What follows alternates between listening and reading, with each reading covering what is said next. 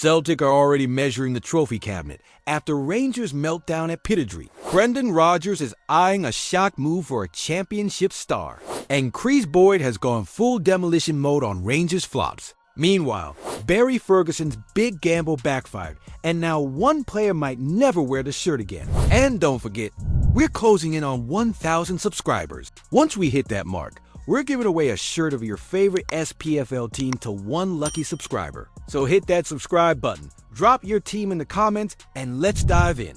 Barry Ferguson didn't crack a smile after Rangers pulled off a dramatic comeback to snatch a 2-2 draw at Pittodrie, and that says a lot. Down to 10 men after Ross McCausland was sent off in the 40th minute. And already trailing by 1, things got even worse when Pape Gay doubled Aberdeen's lead. At that point, it looked like the Light Blues were heading for a long, miserable trip home. But credit where it's due, they dug in. Hamza Igamain pulled one back to ignite hope, and deep into stoppage time, Ian Haji was in the right place at the right time to bury the equalizer after Cyril Dessers rattled the post. Wild scenes, no doubt, but Ferguson still fuming. Speaking to Sky Sports, he didn't hold back. Am I happy with a point? No, I'm never happy with a point.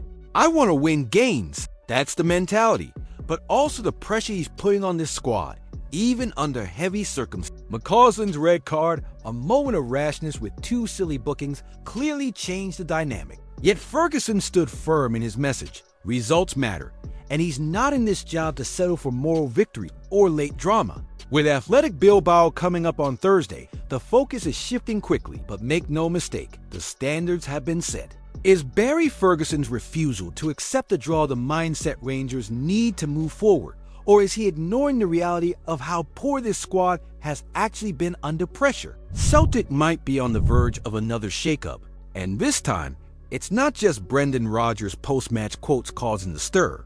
With the manager confirming he'll be 150% in the Parkhead dugout next season. Eyes have turned to the summer transfer window, and the first name being lined up.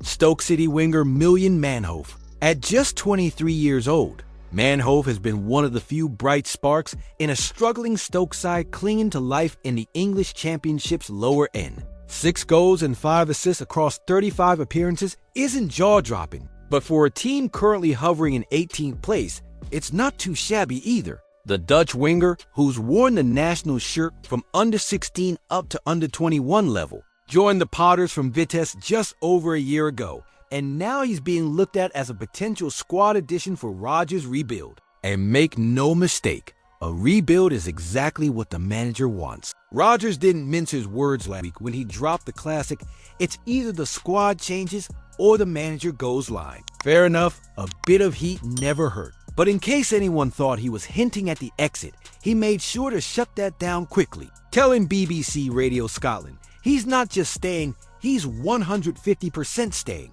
So what we're looking at here is a manager clearly aiming to inject some life, hunger, and new blood into a team that, in his view, needs fresh energy to stay sharp. Manhoef might not be the blockbuster name fans were dreaming of, but he fits the profile. Young, versatile, and probably available for a fee that won't send the board into cardiac arrest. Should Celtic really be targeting players from relegation-threatened English sides? Or does this show a serious lack of ambition for a club chasing trophies and European relevance? Rangers' trip to Pittodrie was supposed to be a routine league match, a chance to rotate, rest a few legs, and build momentum for the all-important Europa League clash. Instead, it turned into another night of questions, and Barry Ferguson may have just handed a few fans the answers they didn't want. 9 changes, 6 attackers, no Cyril Dessers. That was the plan.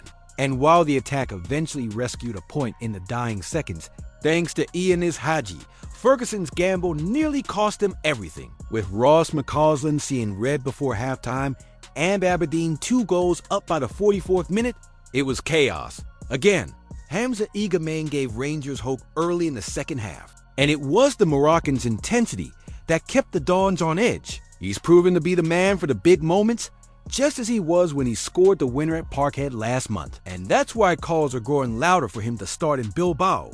But Ferguson's selection raised eyebrows, not just for the absence of Dessers, who had looked sharp in previous outings, but also for trusting McCausland in a high-pressure setting.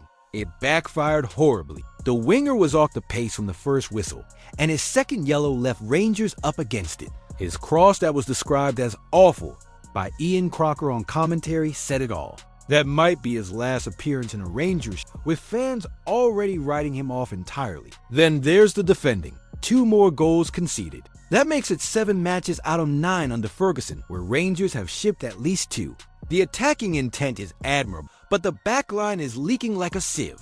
And if you think Athletic Club didn't take note of that, think again. Should Barry Ferguson still be in the running for the full-time Rangers job? Or has his tactical naivety and defensive record shown he's just not ready for the top job at Ibrox? Well, there you have it. Celtic are champions. Not mathematically, not officially, with confetti falling and silverware gleaming. But let's be honest, this title is done.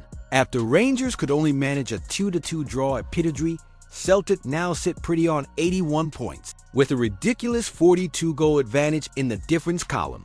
Let's break that down. For Rangers to somehow swipe the title, they'd have to win every single one of their 5 post-split matches. Meanwhile, Celtic would need to lose all 5 by freakish margin. We're talking fantasy football levels of collapse, and even then, the numbers still barely swing in the light blues' favor. Brendan Rodgers' men aren't just leading, they've basically lapped the field. That 5-1 thrashing of Kilmarnock wasn't just a statement, it was the curtain call.